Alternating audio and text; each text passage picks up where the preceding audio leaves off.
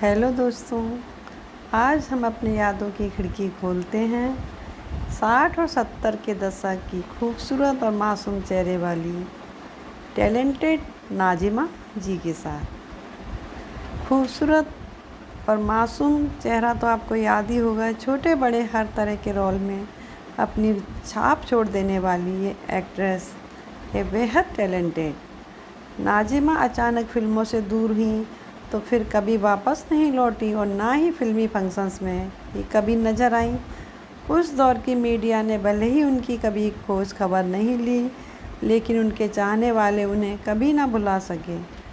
जब social media का दौर आया, नाज़िमा को लेकर तरह तरह की अफवाहें भी उड़ी। यहाँ तक कि 27 साल की उम्र में उनके निधन की खबरें भी लोगों ने बताई, लेकिन उनके बारे में कभी कोई ख़ास जानकारी ना मिल सकी।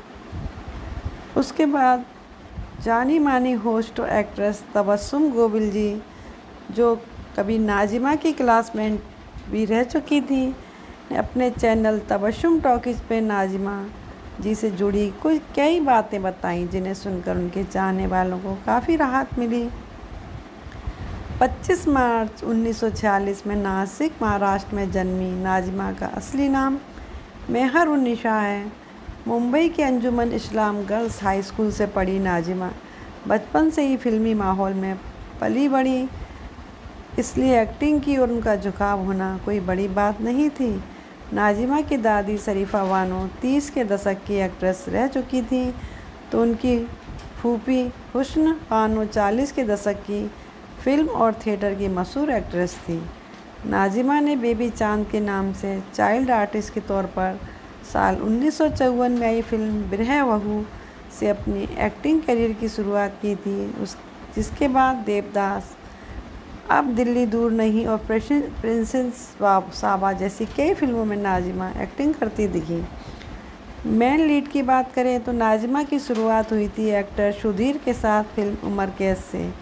इस फिल्म में बतौर हीरोइन नाज़िमा को यह मौका दिया था उनके फूफा SM ईरानी जी ने, जो नाज़िमा की फूफी एक्ट्रेस हुस्न बानो के पति होने के साथ ही उस ज़माने के जाने माने लेखक, निर्माता और निर्देशक थे।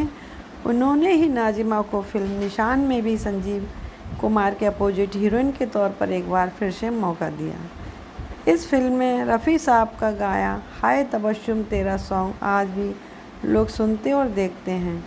इन फिल्मों के अलावा भी नाज़िमा जी ने कुछ फिल्मों में लीड रोल्स किए, लेकिन उनकी बदकिस्मती ही थी जो इन फिल्मों को कामयाबी ना मिल सकी। मजबूरन उन्हें कैरेक्टर और सपोर्टिंग रोल स्वीकार करने पड़े। तबस्सुम जी ने अपने वीडियो में बताया था कि नाज़िमा जी इस बात का अफसोस ज़रूर रहा था कि वे एक हीरोइन के तौर पर कामयाब ना हो सकी। उनके काम की तारीफ तो होती थी, लेकिन हीरोइंस के रोल्स नहीं मिलते थे, जिसका मलाल उन्हें हमेशा रहा। लेकिन उन्हें इस बात की बहुत खुशी थी कि उस दौर की सभी बड़ी से बड़ी एक्ट्रेस के साथ काम करने का मौका मिला, जिसमें उन्हें खूब नोटिस भी किया गया। उस दौर की फिल्मों में सहेली का रोल हो या बहन का, नाज़िमा हर दूसरी तीसरी फिल्म में दिखाई दे जाती थी। एक वक्त तो ऐसा भी था कि हर हीरो अपनी बहन के किरदार के लिए नाज़िमा जी की डिमांड करते थे। भाई बहनों के सबसे ज़्यादा गीत भी नाज़िमा पर ही फिल्माए गए थे। नाज़िमा पर फिल्माए हम बहनों के लिए मेरे भैया और ये राखी बंधन है ऐसा जैसे गीत आज भी रक्षाबंधन पर सुनाई दे ही जाते हैं।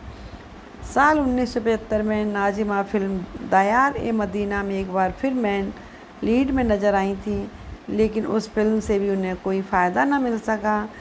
इसके बाद उन्होंने फिल्मी दुनिया से एक दूरी बना ली।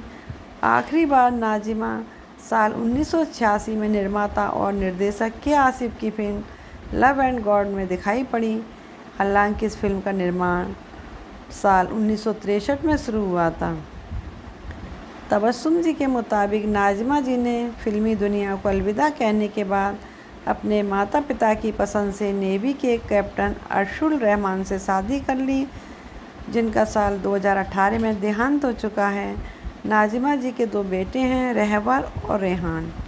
फ़िलहाल नाज़िमा जी अपने स्थान महाराष्ट्र के नासिक शहर में ही अपने बच्चों और पोते पोतियों के साथ खुशहाल जीवन गुजार रही हैं। धन्यवाद।